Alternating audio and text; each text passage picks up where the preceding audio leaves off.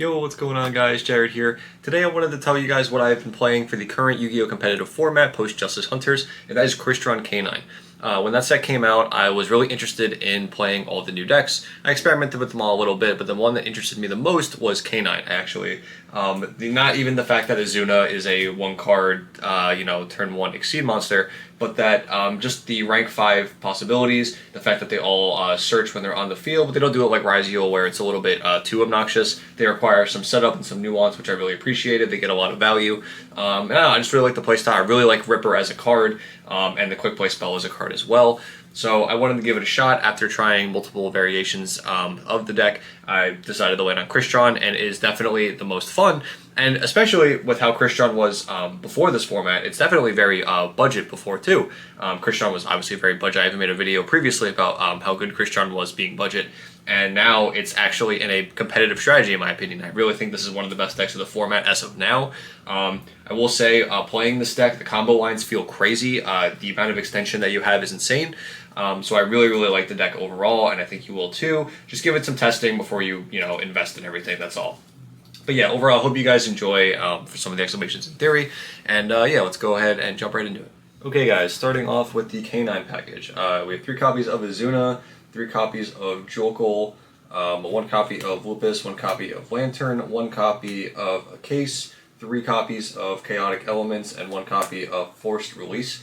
I've seen some people discussing if they need to play this card. I am a huge fan of this card, especially coming from the fact that I wanted to play K9 more than I wanted to play Crystron itself. That I wanted to play more Crystron cards and have more availability, and you'll see that in the deck list throughout.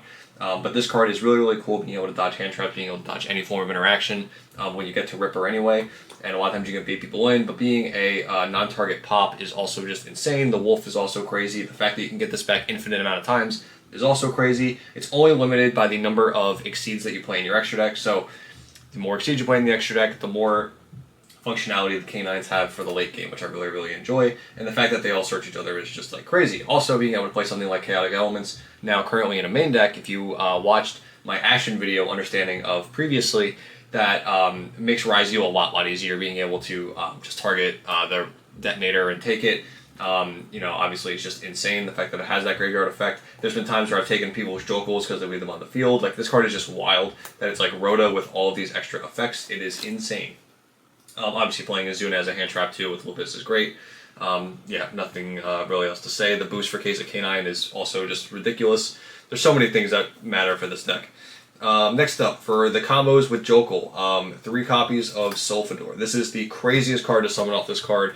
The amount of lines that you can do off of these 2 is insane. It feels like it's so hard to stop. You're coming at them from so many angles with just 1 line.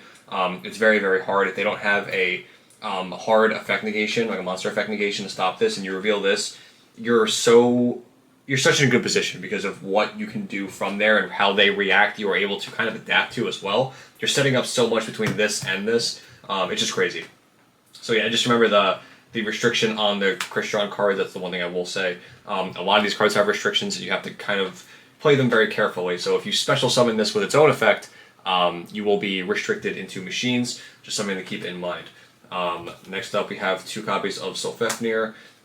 Don't think you need 3 of this. 2 copies have been fine for me. My early build played 3, but I turned it down to 2. I just don't think you need it too much. I wanted to copy as much time to combo with Jokal as possible, but between 3 Jokal, the case, the 3 Chaotic Elements, plus the Sulfador, plus being able to make Ripper, plus the other Crystron cards, like the chance of opening these 2 together is higher than you might think, which is very nice. For normal summons, we have 1 Scrapper Cycler to bridge the 2 engines, 1 copy of Thistern, and 1 copy of Smyger. And then I also have 1 copy of Tristalos. The only thing in this deck that I kind of want to change is adding more copies of Tristalos. This card is the best normal summon in the deck. If I can make a build of this deck that plays 3 of this card, I'll be so happy.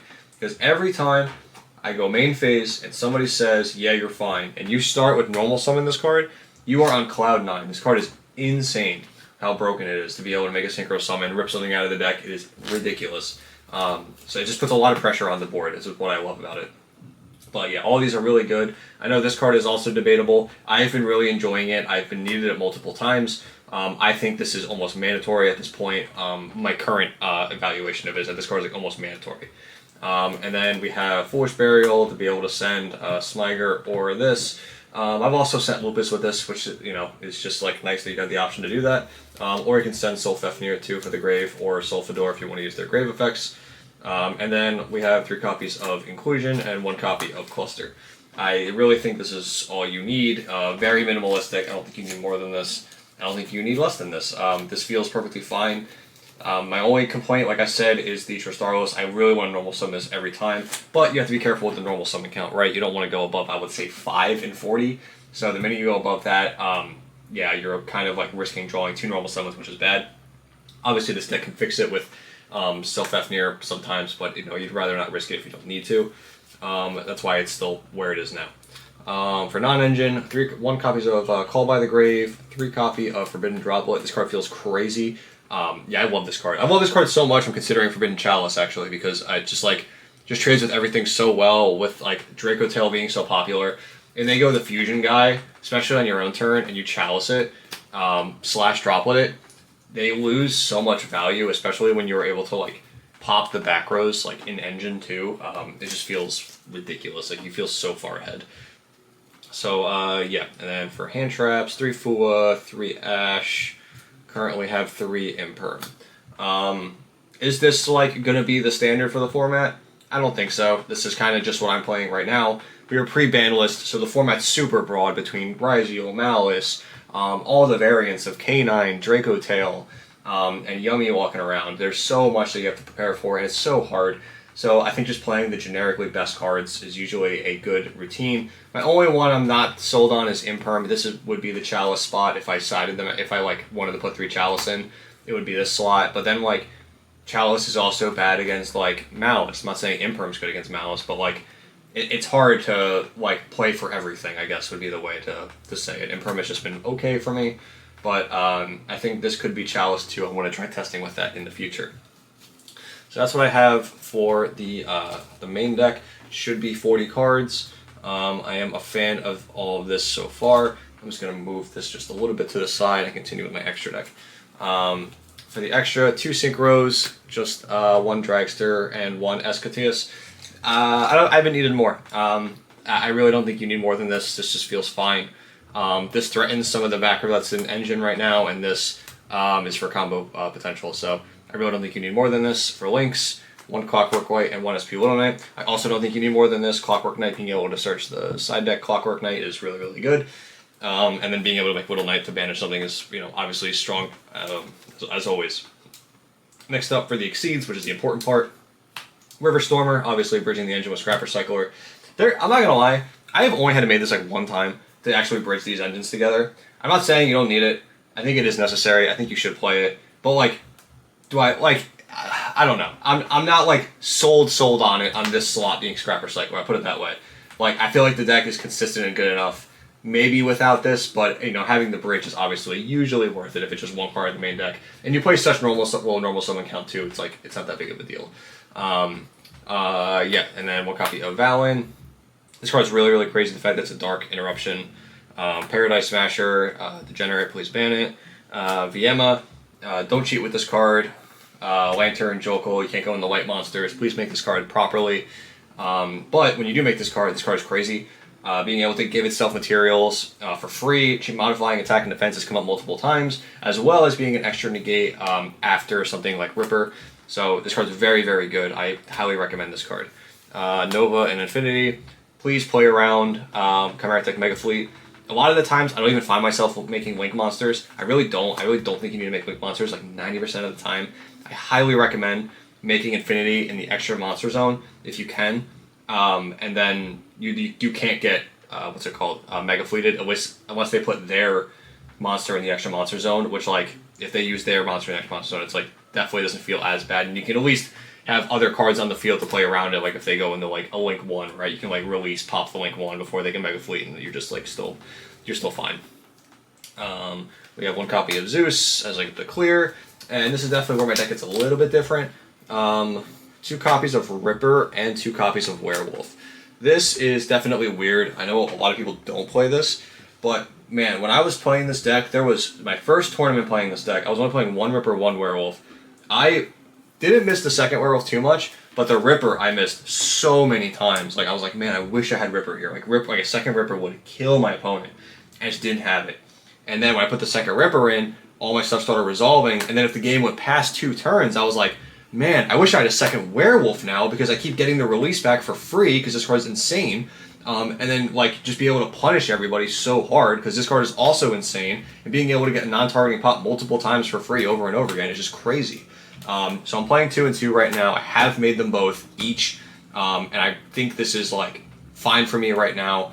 There has been like a couple times where I'm like, oh, I wish I had Nash Knight, but like it's a 3-card package, and it's so hard to cut cards for Nash Knight.